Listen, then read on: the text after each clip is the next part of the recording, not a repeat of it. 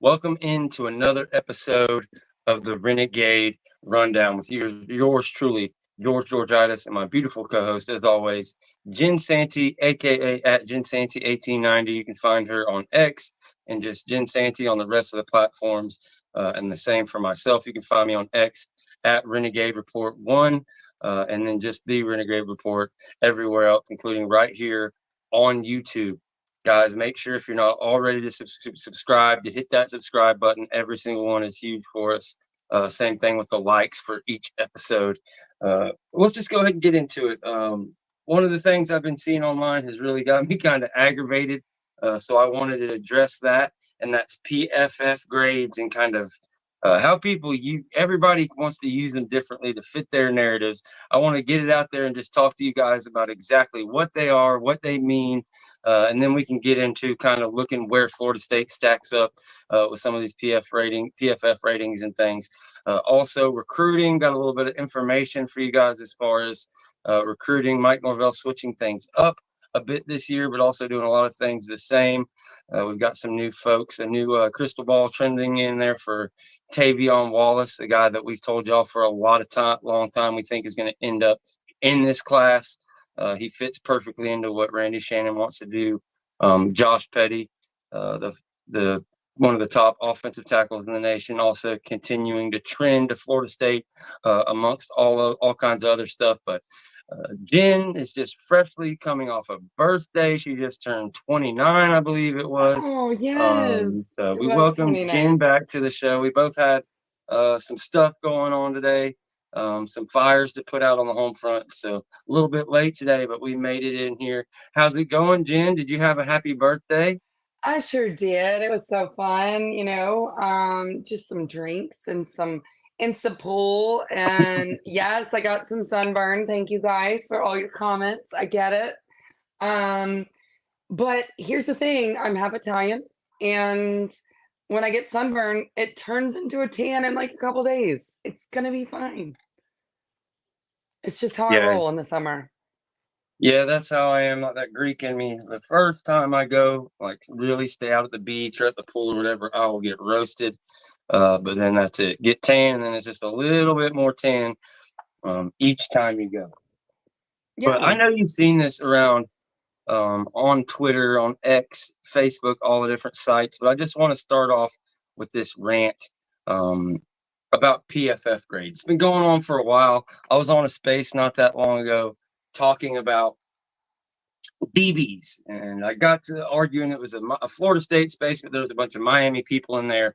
We were going through the different position groups, and we got to DB. We were having a pretty good conversation, pretty level-headed, and I was like, all right, you got to pretty much just concede Florida State has the DB advantage here. Well, these Miami people, oh, no, no, no, there's no way. You go look at the PFF grades and all these things. And I just had to laugh. The conversation broke down at that point. So what is a PFF grade? Well, there's this guy, Chris Collingsworth. You've heard his voice. I'm not going to try to do an imitation, but he was a wide receiver, a white wide receiver, if you will, in the NFL. One of these guys that just, has to really get by on his smarts and kind of playmaking ability and things like that, keeping his nose in the playbook, all those things, all the stereotypes. Well, he comes out of the NFL, as I said, becomes a big-time announcer, all these things. He also has this company called Pro Football Focus. And we all know football, of all the games, is just such teamwork. It's so hard to separate play. You've got 11 guys on each side, 22 guys in total on the field at any given time. So it's just really hard, especially with the offensive line, particularly to grade these guys individually. With the quarterback, it's pretty easy. Okay, he's 21 of 25. You have QBR and all these different things. You can do a pretty good job there. But with offensive line, especially with some of the DB play, when you're not even getting targeted, how do you grade it if the quarterback never looks your way, et cetera, et cetera? It gets really confusing. But we're going to start with offensive line because it's the one that is just the most kind of hard to really, put a grade on. These things are notoriously all over the place. One of the issues with these PFF grades is they mix in all the lower teams. The group of five is all mixed in with Power Five. You have strength of schedule that isn't, greatly taken account of. I know it might be one of the inputs they put in there, but as we start going through this list, you'll see some of the kind of ridiculousness of it. Another issue is it doesn't have snap minimums. So when you're looking at offensive line, you've got guys that taking 10 snaps, 15 snaps, 22 snaps, graded above dudes with 700, 800 snaps. So you've got people online that are saying, "Oh, Richie Leonard was the sixth rated offensive line out of 9 on Pro Football Focus for the University of Florida."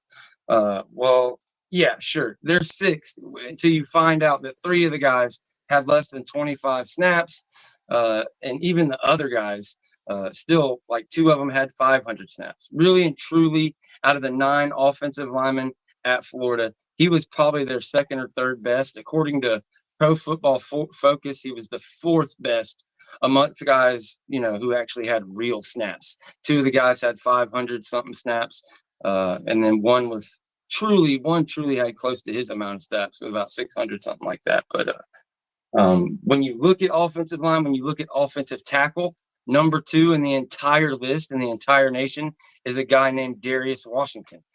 So it's kind of hard to argue, being top 5. If you're top 5, you're damn sure doing something. And it just goes to show with him coming back how fired up I am to see how good this offensive line does. Also, when you talk about where Richie Leonard is, I believe the Florida guy claimed he was like 217th out of 250 available guards.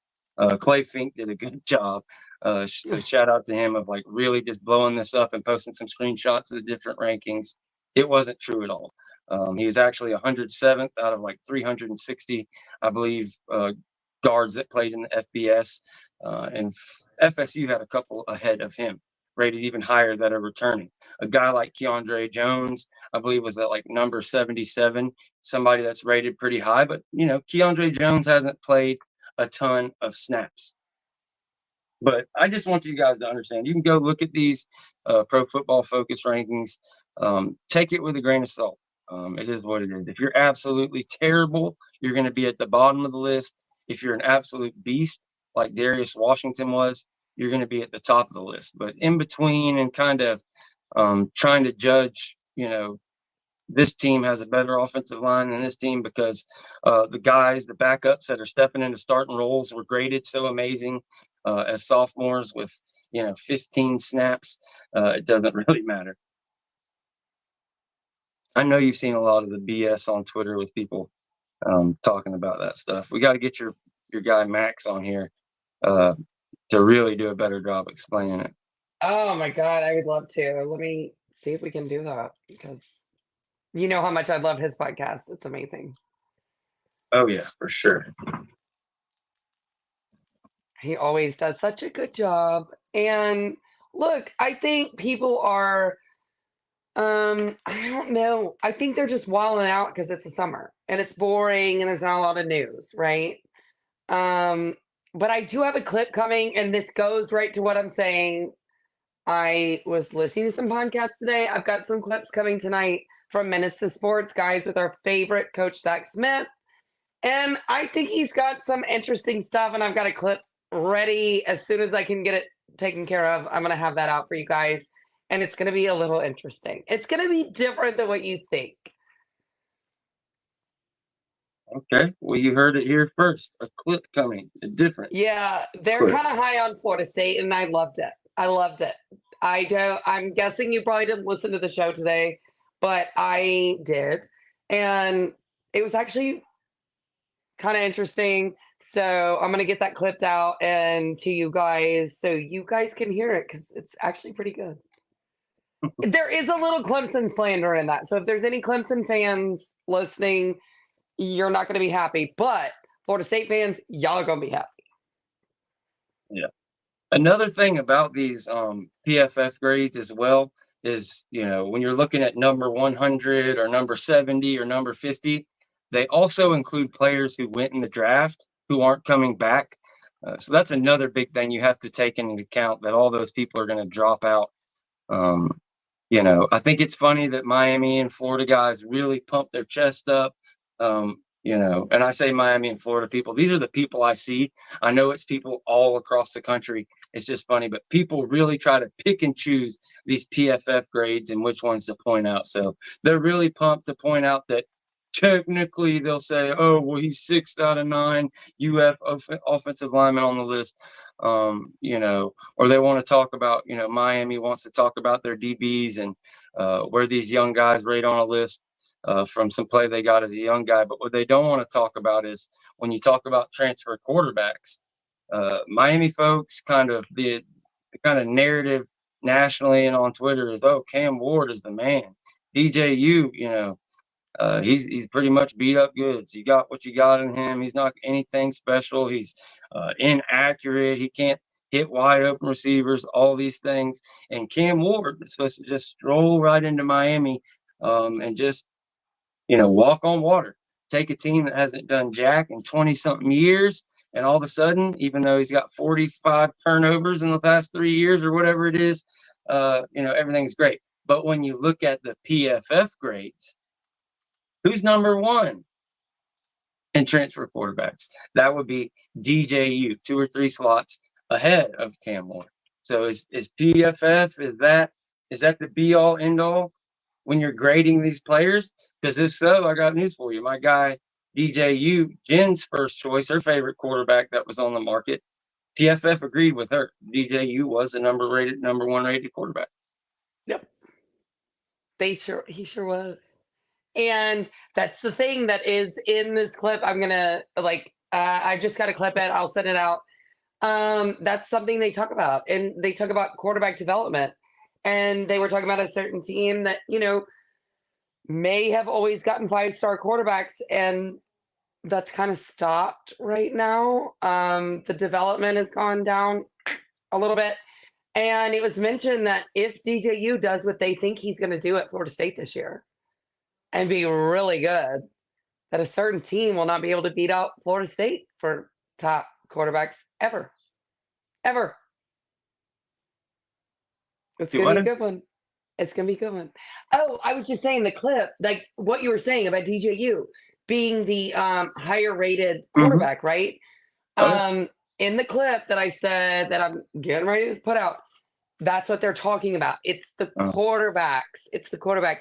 And the quarterbacks that were developed at a certain program. And if said DJU does what they think he's going to do. What program are you talking about? I think you can tell he came from a certain program. And they said that this program in the ACC will not be able to get good quarterbacks anymore because well, definitely check out that clip. She'll let you know who he's talking about. But what they were saying is that DJU has been said to have been doing so well that the way he could play this year would shut down said program. I didn't say it.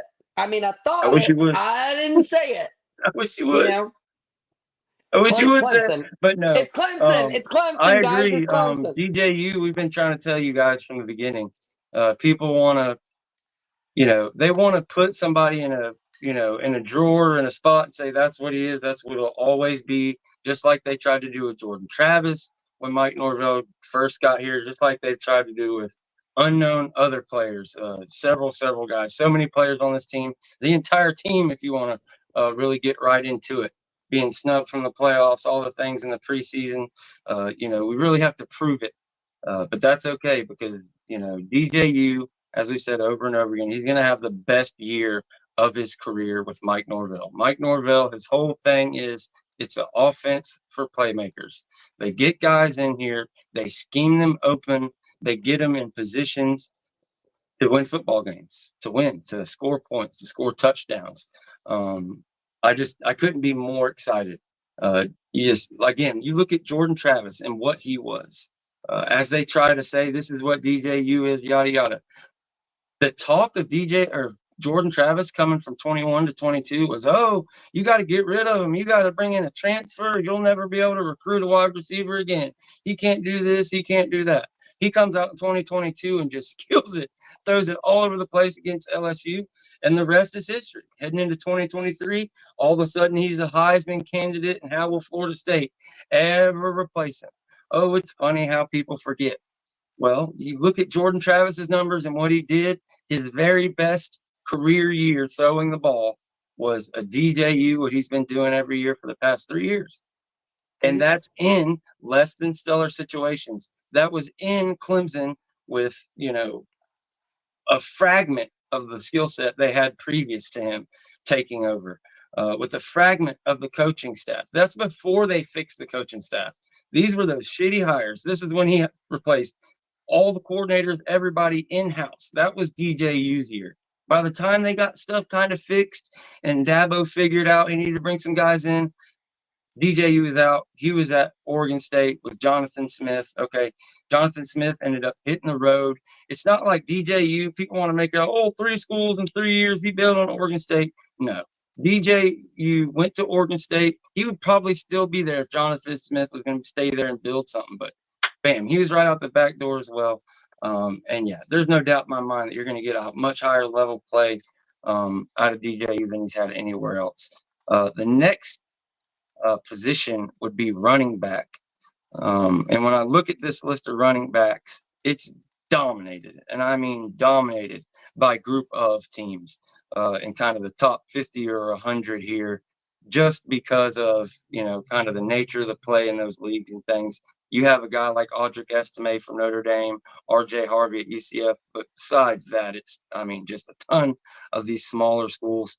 But when you go down the list, you find Roydell Williams, I believe, is the highest rated running back, according to Pro Football Focus, returning to Florida State, if I'm not mistaken. And that's no surprise. If you look according to Pro Football Focus, and this is kind of where I get, you got to take it kind of with a grain of sand. They've got Lawrence Toafili and Trey Benson rated in the 200s, I believe, all the way at the very bottom kind of the list they show here on the website. Lawrence Toafili is somewhere here like in the 220s maybe, and then Trey Benson not that far above him, maybe 175 or something like that. So they were not big fans of our guys, but neither were they fans of Phil Maffa or Will Shipley. You look at the names, some of these names, Penny Boone is towards the bottom of their list. So running back is one position where take it or leave it. If you want to believe Pro Football Focus on this one, you can. We'll have to ask Max about this running back list. I don't know if there's just thousands of running backs, so the top 250 is some kind of thing to be proud of or not. But yeah, I wouldn't take too much stock in this running back list when you're comparing it to the rest of the nation. Roydell Williams and Lawrence Toafili are going to be an absolute unit to kind of, handle for teams across the nation. Well, but don't they kind of do their evaluations a little bit off of what they've played actually? And I know Toafili actually played a lot, so that ranking actually surprises me. But Roydell Williams didn't. So even when he did very well. I'm not denigrating him at all. I'm just saying, is some of their rankings they don't have snap minimums. That's what we're talking about. That's one of the problems. They don't have snap minimums. Or if they do, it's extremely low. That's why UF has 9 guys rated, and 4 of them have 20 snaps, 18 snaps. Well, anybody being Penny Boone, highly... for example, Penny Boone had hundreds and hundreds. He's like one of the rushing leaders in the entire nation. You're right. I don't know what it is that makes it like that. But yeah, I would not put any stock in those running back rankings. So, again, we'll have to ask about that, but it doesn't. Anything that plays on that Florida team that is ranked highly is, I'm giving a side eye, a little jaundice eye looking at you, sir. Those fools are going to win 2 games. And I don't care. Well, sorry for them. Florida had I think 2 really good running backs. Unfortunately, or fortunately for us, not fortunately for them, one of them transferred to Georgia. which isn't great for them, unfortunately.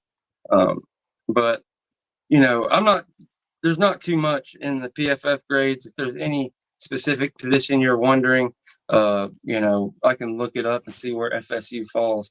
But I just really wanted to point that out because I know you guys see this. You see articles pointing out this team has this PFF ranking, and they really you will see people try to form narratives around PFF grades.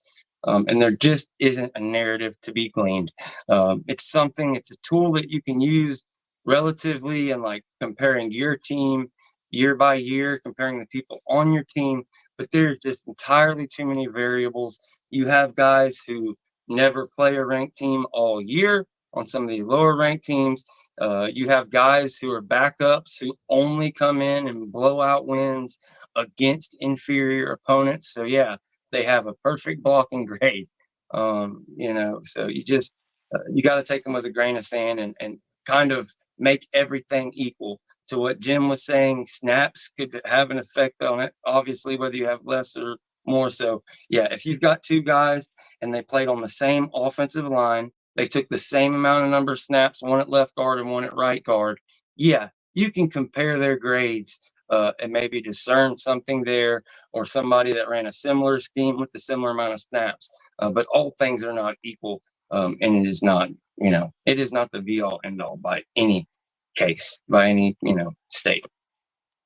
But DBU, there was another stat that got pointed out by our guy Clay that he was killing it on Twitter this morning, but I wanted to talk a little bit about our guy Shyheim Brown, because we've bragged about him a lot. Kind of the word we've put on him is that with him coming back this year, it's kind of like basically an NFL safety just deciding to give you one more year. And that's what I said on the show. I said, look, Shyheim Brown could have went in the draft. I don't know where he would have went if he'd have been an undrafted free agent this year. I don't know. But he could have went in the NFL and he would have made a roster. Him deciding to come back for his senior year, we have one hell of a guy back there. And when you look at the stats of what he did, it's pretty freaking amazing. And I don't have it here.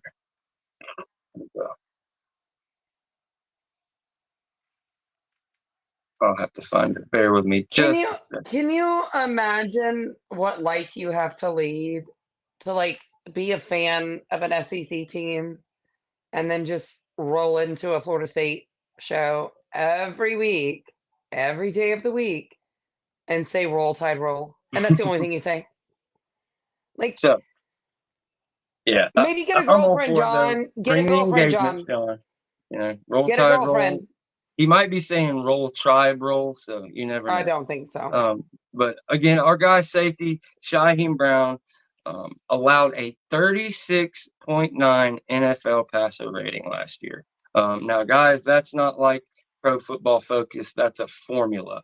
And yeah, for comparison, according to Clay, spiking the ball into the ground every play results in a 39.6 passer rating, which is literally a higher passer rating than passing it at Shyheim Brown. He allowed just 5 yards a game in 2023, 0 touchdowns allowed on 627 career coverage snaps. So yeah, Shyheim Brown is that dude. And we all know Conrad Hussey had the ceiling higher than maybe anybody in that secondary. You bring Devontae Brown from Miami, and also Ashlyn Barker going into another year. It's going to be a lot of fun to watch. Linebacker's kind of a wash this year. We lost a bunch of, experience, but boy, did we get some talent. And we all know about the defensive line and where it's at. I mentioned Tavion Wallace earlier in recruiting. Boy, howdy. 6'1", 210 pounds. He is like the perfect Randy Shannon linebacker. It's like there's actually 4 or 5 guys that really fit the bill, exactly what Randy Shannon looks for. It's kind of fitting, he really, the longer Randy Shannon stays and I see this defense kind of get fleshed out, he may be onto something with this whole 6'1", 200 pound, like that seems to be the going thing right now with these linebackers coming in. But I'm really happy we were able to add a Sean Murphy, a Cam Riley to add some length and some athleticism in that linebacker unit for this year, for sure. There's no doubt about it. Now the change, I told you guys Mike Norvell was doing something different this year. Usually the first weekend of June, there would be a big junior day and a big recruiting camp, a mega camp on campus. You would bring in, coaches from different schools, all kind of things like that. Really have a big group, get all kind of visitors on campus. They are not going that route this year. This weekend, the coaches are actually going to go out and visit and participate in other schools, mega camps, other schools, satellite camps. So look out for that. There's not going to be a ton of visits this weekend like we usually have. No junior day or no camp. But the days to look for, the weekend to look for is June 21st through June 23rd. At the end of the month, there is going to be an absolute just mega blowout, biggest recruiting weekend of Mike Norvell's tenure. We've got something like 15 blue chips coming on official visits this summer. And I think similar to last year, we're looking at about a month from now after that weekend to see the commits start rolling in. Obviously, with the early signing day in December, at the end of December, these guys, a lot of guys, more and more are going to commit in July and at the beginning of August so they can play their high school football without any worries and just be done with it. They don't want to have to go do official visits and everything like that after the season. Some kids do, and some kids take it all the way to February. But the majority of the guys, and I imagine at least 10 guys will probably commit there towards the end of June and July, just like last year. I'm going to put the banner up here with the phone number if you guys had any questions, concerns, anything on your mind for FSU football. Again, I told you guys this ain't going to be that long of an episode. Just wanted to get on here and touch base with you guys, talk about the all the people with their pro football focus ratings out there and kind of the things going on social media and stuff. But again, the number's up there if you have any questions, comments. Now's the time to speak.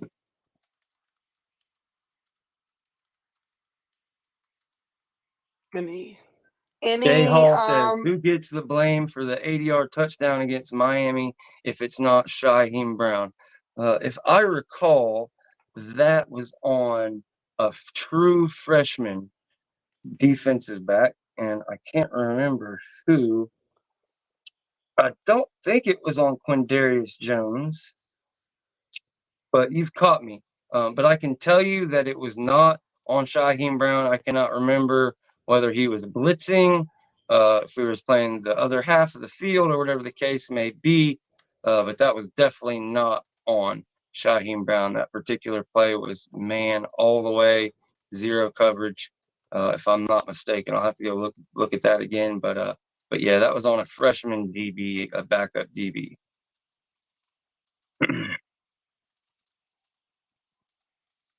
Well, there was two long passes. There was that one, and then there was another one. But yeah, I know Shyheim Brown didn't get burnt on any kind of coverage for sure. Grill Master, so maybe Grill Master is on to the certain play you're talking about.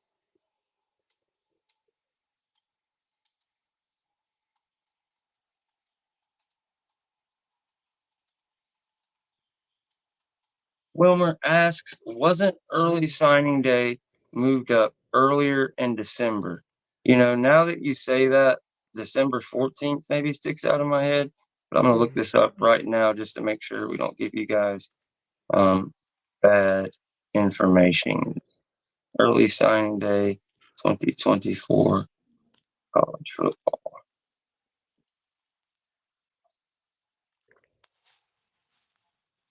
Okay, December 20th through the 22nd.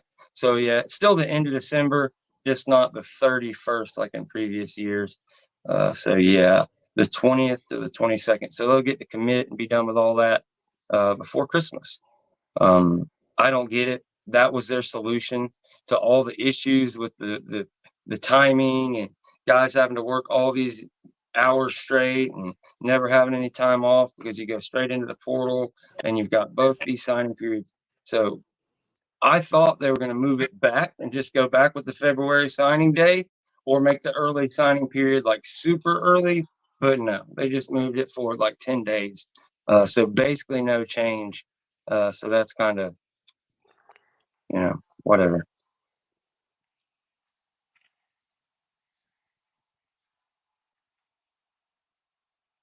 I may be lying to you guys.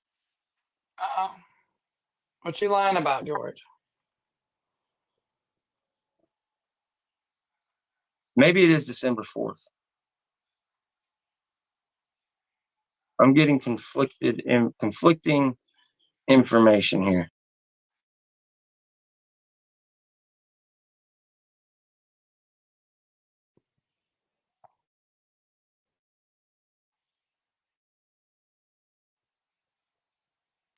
All right. Well, Oh, damn. I thought I got the sneezes out before. I'm sorry. I thought I hit mute. you all right? I had a sneezing fit and then I sneezed again after I hit on mute. I'm sorry, guys. I'm sorry. Yeah, guys, it's either the 4th or the 22nd. Hell, I'm not really sure, to be honest. We'll get back on you in the next episode and let you guys know for sure. They change these freaking dates like nobody's business. I swear they announce the transfer portal period. It's reported all over the world, and then the next month, all of a sudden, it's a different date. Nobody ever said nothing. It's just the date. It's like, but yeah, it is still in December, though. I do know that for sure. We can be sure on that.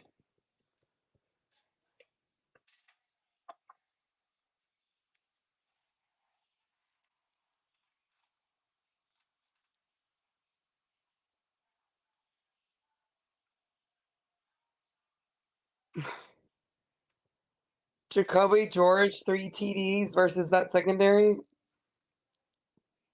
In what world?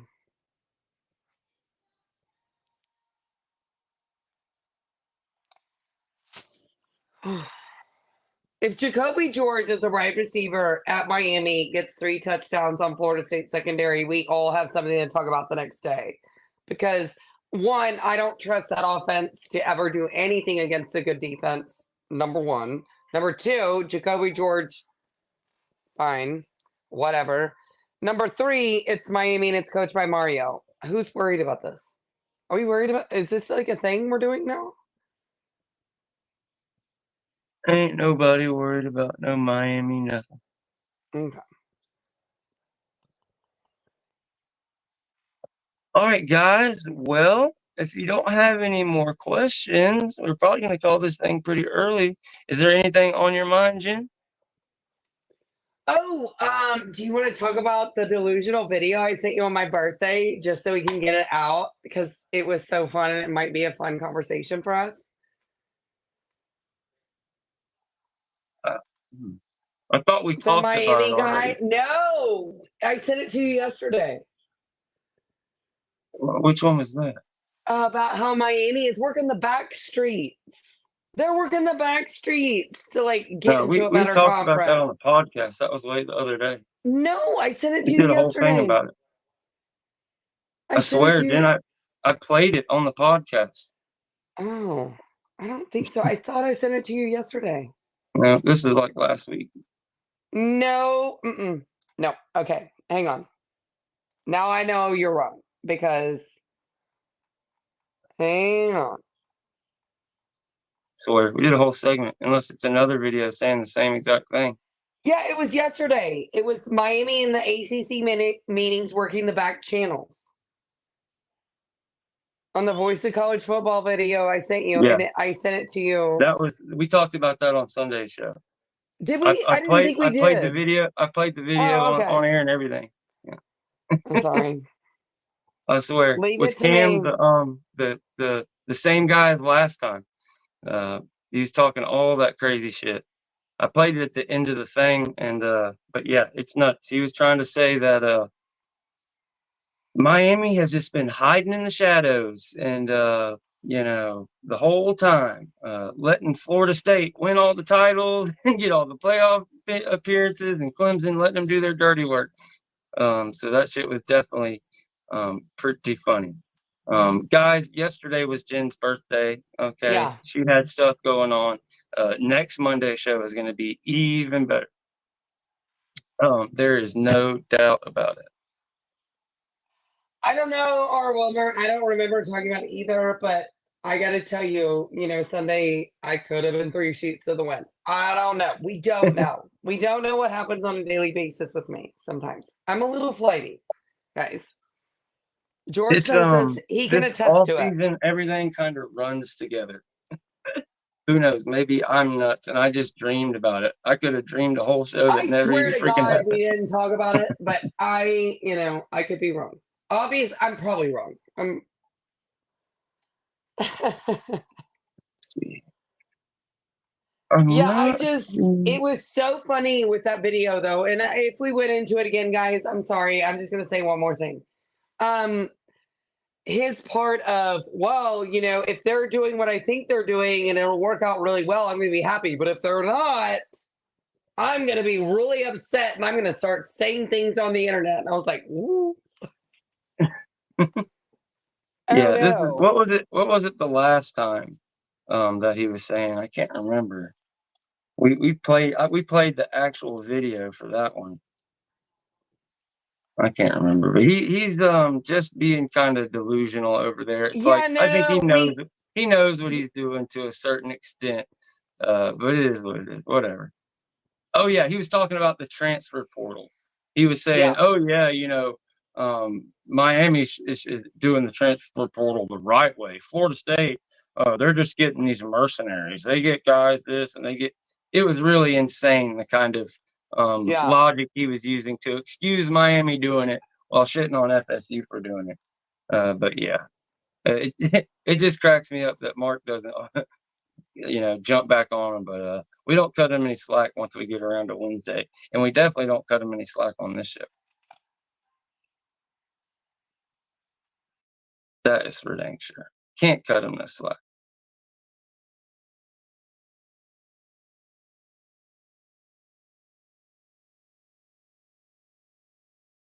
You're muted. Shit, I'm sorry. So yeah, like it's obvious he's a fan, and I totally get that. Like you're a fan, but you have to at least somewhat come into some reality that you've not won anything in 20 years. And I'm not talking like national championships. A lot of teams haven't won those. I'm talking conference championships. I'm talking um, your whatever, your coastal championships. They won one, and they only did that because North Carolina was ineligible. Are we kidding ourselves right now? Yeah, Like they I don't can't. I can't do it anymore. I really can't. pure and total delusion. They got their year this year. They better win their 10 games, buddy. That's all I can say. Oh, they better win. Like they better win the conference. Because Right? For how those they're talking. fools came all up in here calling it the All Kings Conference for years that they haven't won or sniffed. The only time they went to a championship game was again because North Carolina was ineligible. They got in there and had to kick a field goal so they didn't lose by 30. Yeah. It was pathetic. Pretty pathetic. Kind of like Florida did against Oregon State last year. That shit was pretty funny too. We got on the And board, yeah, by God. yeah, Like, I oh my mean, goodness. I get it. They win recruiting classes. What did their recruiting classes win for them? I mean, I see the comment here. I got it. They do win recruiting classes. But what does that recruiting class win for them? A big zero is what it's won for them. Nothing. Nada. We joke about it. Actually, keep recruiting. Keep winning those recruiting battles, dude, because it gives me a lot of things to talk about and joke about and the impressions. And I get paid on Twitter, guys. I get paid. So y'all can keep hating on me and I can keep doing what I do. And guess what? I'm going to enjoy every minute of it because y'all keep losing. You keep losing everything except for your recruiting battles. I mean, if you don't win anything out of it, what the fuck does it matter? I'm going to be so happy when Florida wins 5 games and one of them happens to be Miami. It's going to be the best.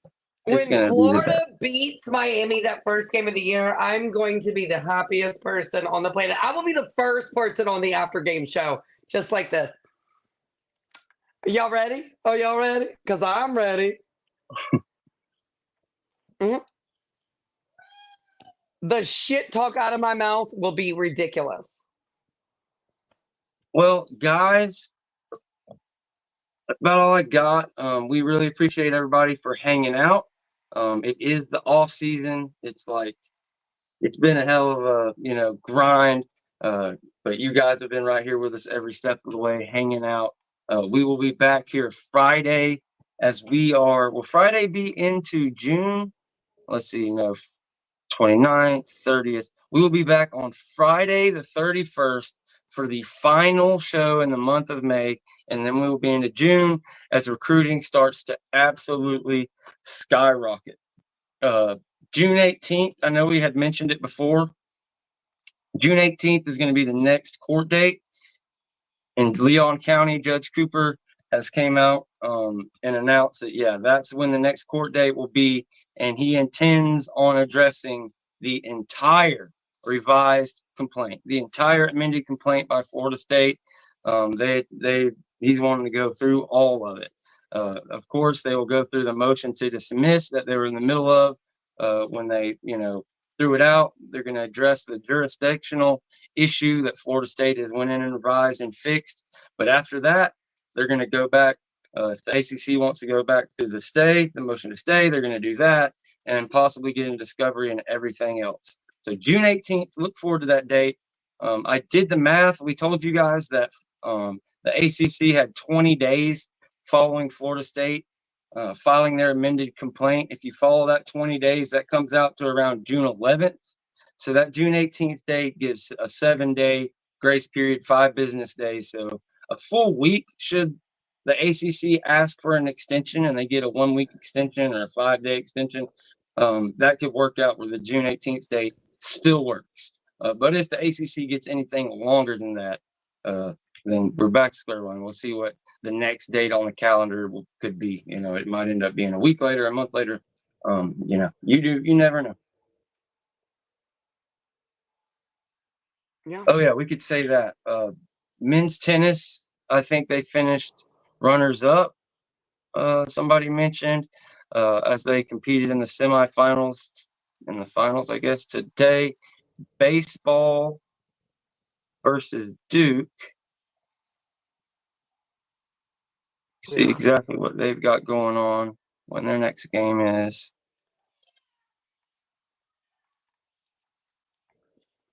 And men's golf beat the crap out of North Carolina. Good job. Okay, Screw those Tar Heels and their dirty feet.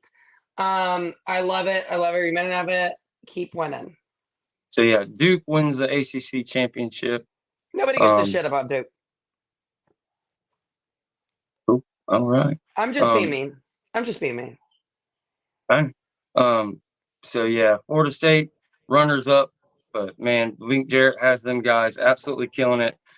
They end up number 8 regardless, so they are a top 8 seed in the tournament.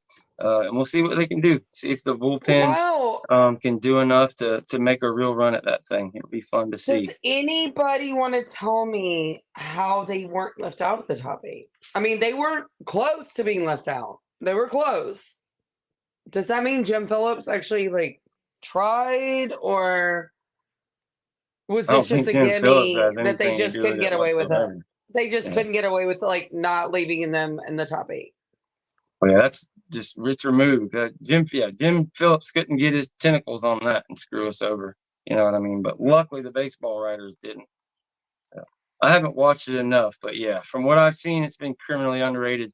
There was some team that College of Charleston that had 5 losses all year, something 130-something games get left out, and Florida's sorry ass is 27-28, and they made it to Omaha or whatever you want to call it, the College World Series, the initial round. It's pretty ridiculous. Pretty ridiculous. Yeah. Sounds about right. I guess that'll do it, guys. I guess we'll see you guys Friday. Go Noles. We love you all, and we will see you next time. We'll leave you guys with some Shrub Life as we do, and a little bit of Carlos Williams highlights, and we'll see you guys next time. Thank you guys. Love you. Bye. Hey, man. FSU versus everybody. Let go. First off, fuck Bama in the road tide. Fuck Tuscaloosa in every city that's close by. Bitch ass here. caught y'all slacking like dress pants. Michigan trash, they ain't got a damn chance. Only Wolverine I respect is X-Man. Keen ass coach got exposed, still in plays. Damn right I'm